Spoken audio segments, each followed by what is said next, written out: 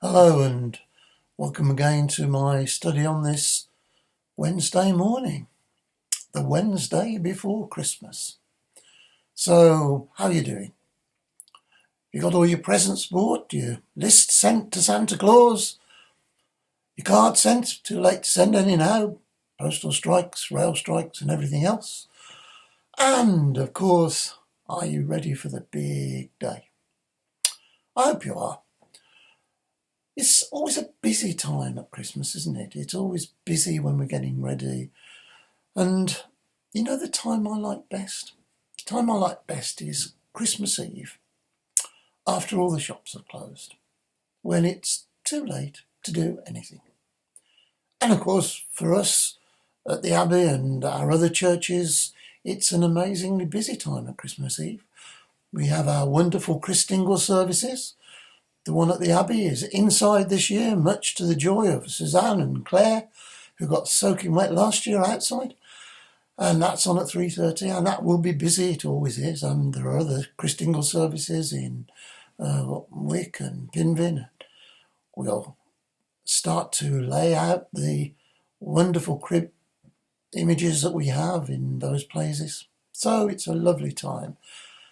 And then, of course, we get to midnight and we have our traditional midnight mass at the Abbey. A time, I think, when really we can get to the true meaning of Christmas, the true meaning of the coming of the Christ child, the true meaning for us, not just on that one day, but throughout the year. It's amazing, isn't it, how the birth of one child 2,000 years ago has impacted on this country and a lot of the world. The coming of light into darkness is really an amazing image, isn't it? An image that can stay with us and sustain us, not just for one day at Christmas, but for the whole of the year. Incredible that God should have chosen to send down to us his Son, so that we could know what it was all about, and he probably could sense and feel what we were feeling. It is amazing that that means that God not only can imagine what we're going through, but actually feels what we're going through. So Christmas is a powerful time, a time that can last with us all through the year, because that lightness that cannot be put out by darkness is really what we need. And I cannot think of a year when it's been more relevant to have light in dark. The year when we've seen a terrible war start in Europe, a war I and I'm certain many of you never thought we'd see again. A time when that war and the COVID pandemic have meant that many people are struggling. People are struggling this Christmas with food, with heat, with presents, I'm sure. So those of us who can celebrate are very lucky, and we have to count our blessings. And we have to pray that that lightness that Christ brings comes into the hearts of all people everywhere.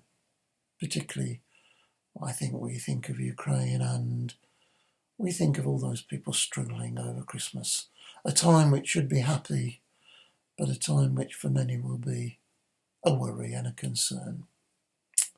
But still, for most of us, and I hope for everybody, a happy time, a time in which we can celebrate, a time in which we can remember, a time in which we can welcome that great light of Jesus.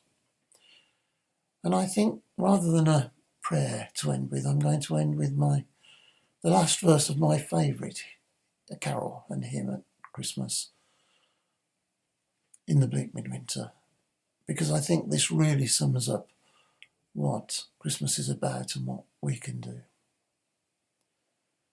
What can I give him, poor as I am?